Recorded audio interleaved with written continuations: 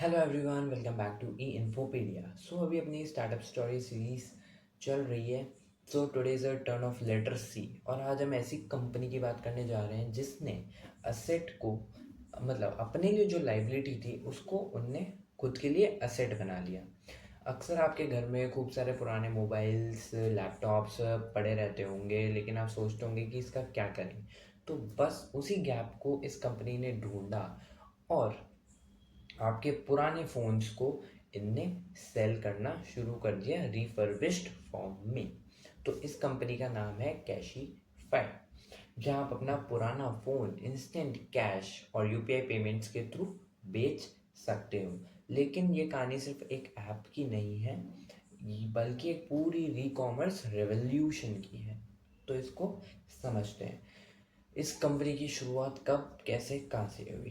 Cashify की शुरुआत हुई थी 2009 में एज रीग्लोब। इसके फाउंडर्स थे मनदीप मनोचा, नकुल कुमार, अमित सेठी और सिद्धांत डिंगरा, जिनने इसको मूव ऑन कर लिया था इस कंपनी से जल्दी ही। तो मनदीप मनोचा, जो कि कंपनी के सीईओ थे, वो Delhi college of engineering graduate. Vision था एक organised second hand electronic market बनाने का। नकुल कुमार स्ट्रेटेजी और पार्टनरशिप संभालते थे इस कंपनी की, और अमित सेठी जो टेक साइड को लीड करते थे, जो कि इसके एप्लीकेशंस हो गई। सिद्धांत डिंगरा जो इनिशियल टीम के पार्ट थे, लेटर उन्होंने मूव ऑन कर लिया। उन्होंने देखा कि इंडिया में लोग हर 1-2 साल में नया फ़ोन ले लेते हैं, बट वो पुराने फ़ोन का करते क्या है? या तो उनके वो अलमीरा में पड़ा रहता है और डिप्रिसिएट होता रहता है, या फिर वो कोई कम दाम में बेच देते हैं रद्दी वाले को, किसी को भी 2 कौड़ी के भाव पे। तो उसी चीज़ को इनने फाइंड करा और इनने अच्छे प्राइस पे जो भी पुराने फ़ोन थे उनको खरीदना चालू करा और रिफर्बिश फॉर्म में बेचना शुरू करा। तो यहाँ से एक आइडिया है, ट्रस्टेड प्लेटफॉर्म, जहाँ लोग पुराना गैजेट इजीली बेच सकें और रिफर्बिश फॉर्म में एक नया गैजेट ले भी सकें। जो बंदा नया फ़ोन अफोर्ड नहीं कर पा रहा, जैसे मेरे को आईफोन आज लेना है 15, but I have not that much money कि मैं 80,000 लाख रुपए तक खर्च कर दूँ। सो मैं रिफर्बिश फॉर्म में 30-40 थाउजेंड तक ले लूँगा, जो कि मिल जाते हैं। सो इसका बिजनेस मॉडल था, यूज़र अपना पुराना फ़ोन या गैजेट ऐप पर डालता है, एआई बेस्ड डायग्नोस्टिक और प्राइसिंग इंजन तुरंत दाम बता देते हैं, उसके फीचर्स, परसेप्शंस जान के, कौन सा मॉडल है, कौन सा प्रोसेसर है, कैसा कैमरा है, कैसे ब्रोकन है, मतलब ब्रोकन स्क्रीन है, मदरबोर्ड क्या क्वालिटी है, वो सब एआई रिकग्नाइज करके बता देता है प्राइसेस।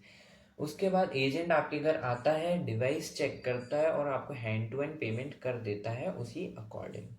कंपनी उस प्रोडक्ट को रिफर्बिश करके रीसेल करती है या रिसाइकल कर देती है अगर उसकी ज़्यादा ही बेकार हालत है। ठीक है, यानी कस्टमर के लिए इजी और ट्रांसपेरेंट प्रोसेस, और बायर के लिए वेरीफाइड रिफर्बिश गैजेट्स के लिए प्लेटफॉर्म बन गया। अब समझते हैं इन्हें ट्रस्ट बिल्ड कैसे करा, जो है कि इन्हें स्ट्रगल्स फेस करने पड़े। अब जैसे कि मैं कैसे कोई अपना पुराना फ़ोन ऑनलाइन डाल दूँ और पेमेंट ले लूँ, मतलब रहेगा ना कि कोई ऐसे कौन खरीदेगा मेरा फ़ोन और इतने पैसे दे देगा, मतलब मेरे को लग भी नहीं रहा इतने मिल जाएंगे। जैसे मैंने भी बेचा था एक कैशबैक के थ्रू, और मतलब ठीक ठाक पैसे मिल गए थे। तो पहले लोग डाउट करते थे फ़ोन ऑनलाइन बेचना सेफ होगा, पैसे मिलेंगे भी या नहीं मिलेंगे, वो दिक्कत थी। फिर कैशबैक ने प्रॉब्लम कैसे सॉल्व करी? डोर स्टेप पिकअप कर दिया, payment hand to hand transfer होने लग गए, और ब्रांड पार्टनरशिप कर ली। कौन सी कंपनी से करी? मोबाइल की कंपनी से करी। एप्पल हो गया, वन प्लस हो गया, रेडमी, शाओमी जो भी बोलते हैं अपन, सैमसंग। ये पार्टनरशिप उन्हें ट्रस्ट और स्केल दोनों दिलाया। अब ग्रोथ और फंडिंग की बात करते हैं। 2015 से 17 स्मार्टफोन बूम के टाइम पे था, कैशिफाई ने रैपिड सेल किया। ओप्पो, वीवो, पूरी इंडिया हर ग्रीन और ब्लू हो चुका था।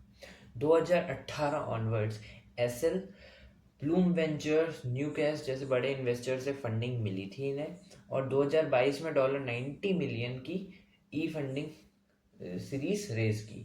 इन्हीं फंड्स का यूज़ हुआ न्यू टेक टूल्स बनाने में, जिससे काफ़ी एआई डिग्नोस्टिक्स सुधरा और एक अच्छी वैल्यू अपने को भी मिलने लगी और उनको भी फ़ायदा काफ़ी हुआ इस चीज़ का। ऑफलाइन सर्विस सेंटर खोलने में, हाँ, ऑफलाइन आजकल कैशिफाई के स्टोर्स काफ़ी खुले हुए हैं।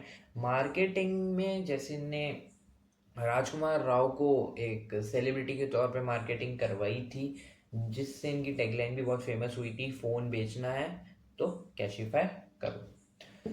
तो अब कोविड-19 का इम्पैक्ट देखते हैं इन पे क्या है, क्योंकि ये 2009 की कंपनी है, कोविड में तो इनने सामना करा ही है।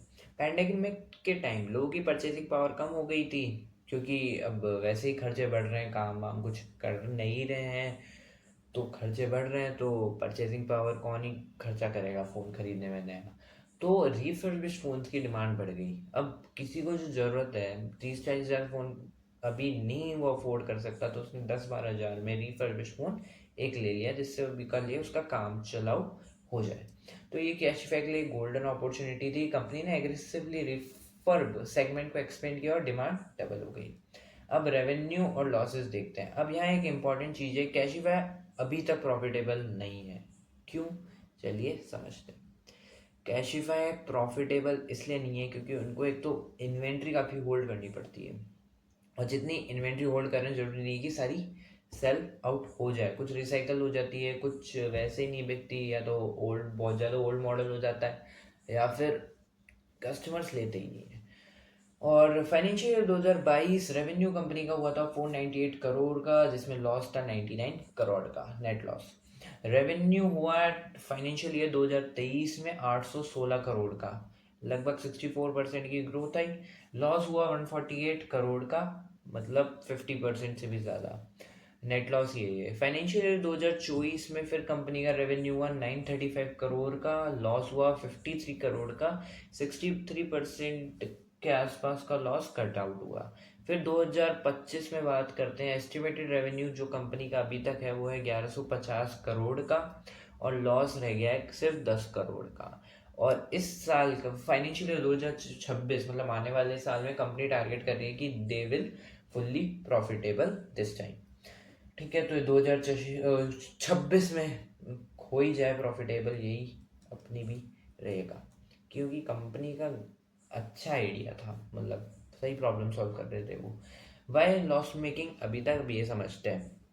हाई प्रोक्योरमेंट कॉस्ट जो मैंने बताया इनको, कंपनी को पुराने गैजेट्स बाय करने, रिफर्बिश करने और रीसेल करने में बहुत पैसा लगता है, तुम्हें भी पता है, और ये चीज़ मैंने भी बताई। इन्वेंट्री होल्ड करना, ये अगेन मैंने बताया ही था।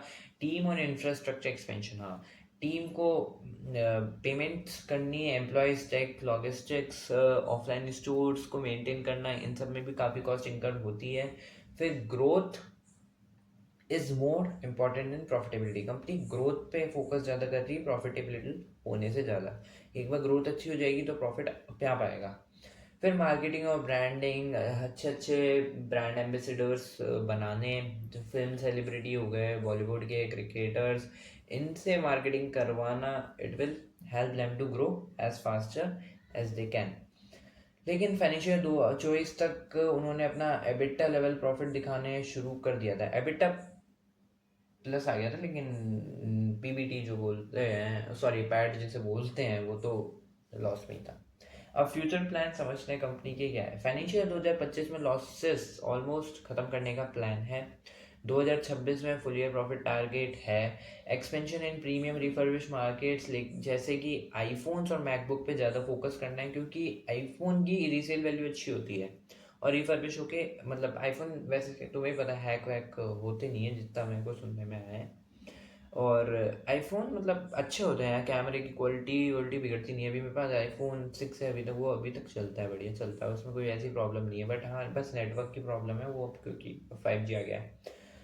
हाँ, तो और ज़्यादा ऑफलाइन एक्सपीरियंस स्टोर्स ओपन करना, ऑफलाइन स्टोर से ज़्यादा ग्रोथ मिलती है, लोगों की नज़र में आएगा, तो it will help them more.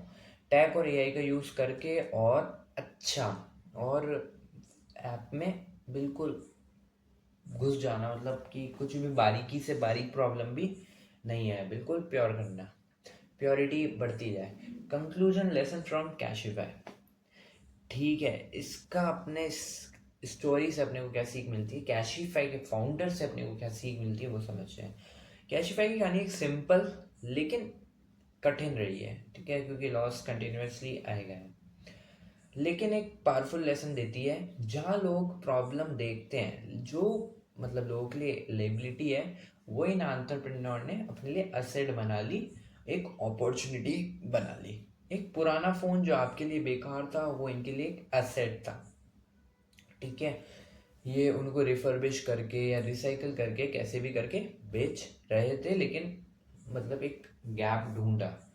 ठीक है, मतलब इनके लिए एक एसेट बना। तो आज वो इंडिया का नंबर 1 री कॉमर्स ब्रांड है और अगले 1-2 साल में प्रॉफिट की लाइन क्रॉस करने वाला है। तो आप बताओ, आपने कभी आपका फ़ोन कैशफाई पर बेचा है या नहीं बेचा? अगर नहीं बेचा, मतलब तो क्या प्रॉब्लम्स आई, क्यों नहीं बेचा, क्या मतलब ट्रस्ट इश्यूज कहाँ थे, क्या दिक्कत थी? तो अगर स्टोरी अच्छी लगी हो, like share subscribe and thank